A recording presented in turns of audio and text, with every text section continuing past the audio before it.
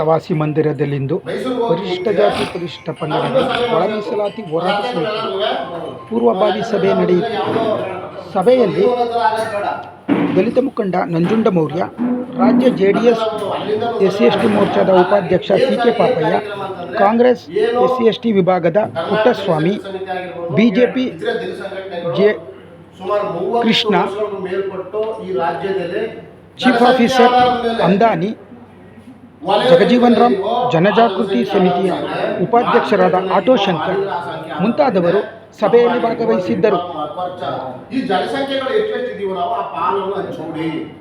ಇವತ್ತೇನಾಗ್ತಿದೆ ಅಂದ್ರೆ ಸಭೆಯಲ್ಲಿ ಸಣ್ಣ ಮೀನುಗಳು ಹೆಂಗ್ ನಿಂತ್ಕೋತಾ ಇದೆ, ಒಳ ಮೀಸಲಾತಿ ಕುರಿತು ರಾಜ್ಯ ಸರ್ಕಾರ ಈ ರಾಜ್ಯದಲ್ಲಿ ಹೋರಾಟವನ್ನ ಅನುಸರಿಸುತ್ತಿರುವ ನಿಧಾನಗತಿಯನ್ನು ಖಂಡಿಸಲಾಯಿತು. ಕೂಡ ನಮ್ಮ ಆಳದಂತ ಸರ್ಕಾರ ಸುಪ್ರೀಂ ಕೋರ್ಟ್ ಆದೇಶವನ್ನು ಶೀಘ್ರದಲ್ಲೇ ಜಾರಿಗೊಳಿಸಬೇಕೆಂದು ಭಾಗವಹಿಸಿದ್ದ ಮುಖಂಡರೆಲ್ಲರೂ ರಾಜ್ಯ ಸಿದ್ದರಾಮಯ್ಯ ನೇತೃತ್ವದ ಸರ್ಕಾರವನ್ನು ಒತ್ತಾಯಿಸಿದರು. ಮತ್ತೆ ನಾವು ಅದೇ ಗುಲಾಮಗಿರಿಕೆಯಲ್ಲಿದ್ದೀವಿ.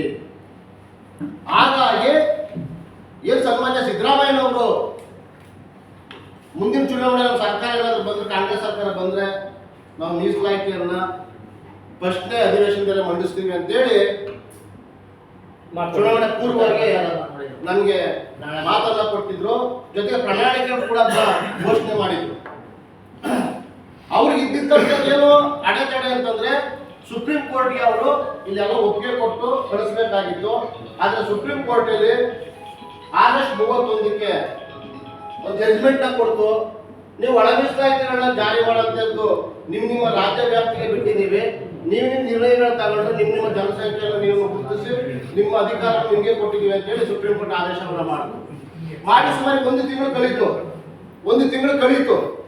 ಇದುವರೆಗೂ ಕೂಡ ಆ ಆದೇಶ ಬಂದಂತ ಒಂದಿಂದ 2 ದಿನ ಮಾತ್ರ ಸಿದ್ದರಾಮಯ್ಯ ಮಾತಾಡ್ತಾರೆ. ಅದನ್ನ ಮಾಡೋಣ, ಪರಿಶೀಲನೆ ಮಾಡ್ಬಿಟ್ಟು ಮಾಡೋಣ ಅಂತ ಹೇಳಿದ್ರೆ ಬಿಟ್ರೆ ಇದುವರೆಗೂ ಅದ್ರ ಬಗ್ಗೆ ಮಾತಾಡ್ತಾ ಇಲ್ಲ. ಈಗ ಒಂದು ಕಮಿಟಿಯನ್ನ ರಚನೆ ಮಾಡಿದ್ದಾರೆ.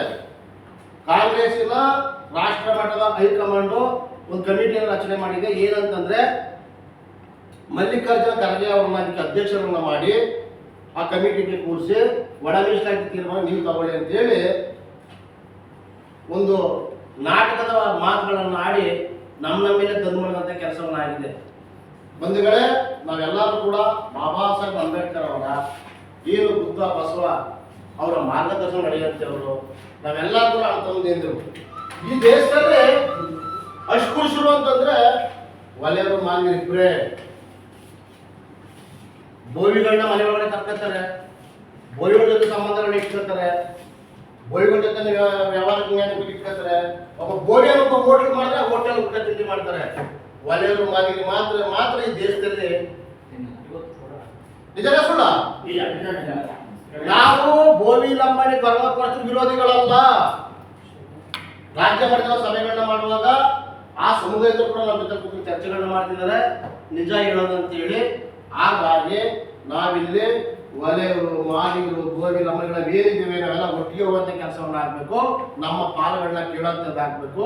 ಸನ್ಮಾನ್ಯ ಸಿದ್ದರಾಮಯ್ಯ ಅವರು ಹೇಳ್ತಾರೆ, ನಾನು ಕೂಡ ವಂಚಿತ ಸಮುದಾಯದಿಂದ ಹುಟ್ಟಿದ್ದೀನಿ.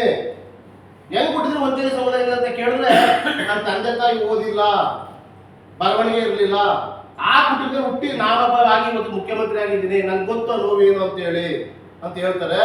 ಆದ್ರೆ ನಾವು ನೂರಾರು ವರ್ಷಗಳಿಂದ, ಸಾವಿರಾರು ವರ್ಷಗಳಿಂದ ಊರಿಂದ ಹೊರವಾಸ ಬರೆದಂತ ಜನ, ಮುಸ್ಕಳದ ವಾಸ ಬರೆದಂತ ಜನ ಇವತ್ತು ಕೂಡ ನಾವು ನೋವುಗಳನ್ನ ತಿಂದ್ಕೊಂಡೆ ಬೆಳೀತಾ ಇದೀವಿ. ಎಲ್ಲೋ ಒಂದ್ ಕಡೆ ಬಾಬಾ ಸಾಹೇಬ್ ಅಂಬೇಡ್ಕರ್ ಒಬ್ಬರೊಬ್ರು ಹುಟ್ಟಲಿಲ್ಲ ಅಂತ ಹೇಳಿದ್ರೆ ನಮ್ಮ ಜೀವನ ಇನ್ನೂ ಏನೇನಾಗ್ತಾ ಇತ್ತು ಗೊತ್ತಿಲ್ಲ. ಹಾಗಾಗಿ ಬಂಧುಗಳೇ, ನಾವೆಲ್ಲರೂ ಕೂಡ ಏನು ಮಾದಿಗ ಸಂಘಟನೆಗಳಿಂದ 29ನೇ ತಾರೀಕು ತಿಂಗಳು ಮೈಸೂರು ಡಿವಿಷನ್ ಸಭೆಯನ್ನು ಕರೆದಿದ್ದಾರೆ.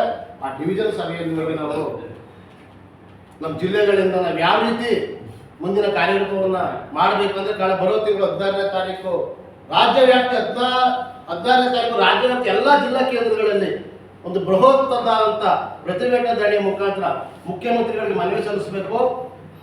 ಆ ಒಂದು ಕಾರ್ಯಕ್ರಮ ಪ್ರಯುಕ್ತ ಮೀಟಿಂಗ್ ಅನ್ನು ಅರೇಂಜ್ ಮಾಡೋದ್ರಿಂದ ನಾವು ಈ ಜಿಲ್ಲೆಯಿಂದ, ಮಂಡ್ಯ ಜಿಲ್ಲೆಯಿಂದ 7 ತಾಲೂಕುಗಳಲ್ಲಿ ಒಂದಷ್ಟು ಮುಖಂಡರುಗಳನ್ನ ಸೇರಿಸಿಕೊಂಡು ನಾವಾಗಿ ಅಲ್ಲಿ ಹೋಗುವಂತ ಕಾರ್ಯಕ್ರಮ ಇರೋದ್ರಿಂದ ಅಧಿಕೃತವಾಗಿ ಇವತ್ತೇನು ನಾವು ಇನ್ನೂ ಬೇರೆಯವರೆಲ್ಲ ಬಂದಿಲ್ಲ ಅಂತೇಳಿ ಇದೆಲ್ಲ ಅಭಿಪ್ರಾಯ ವ್ಯಕ್ತ ಆಗಿರೋದ್ರಿಂದ ಆ ಸಭೆಯನ್ನು ಬೇಗ ಲೇಟ್ ಮಾಡೋದು ಬೇಡ. ನಾಳೆ 22ನೇ ತಾರೀಕು 22 23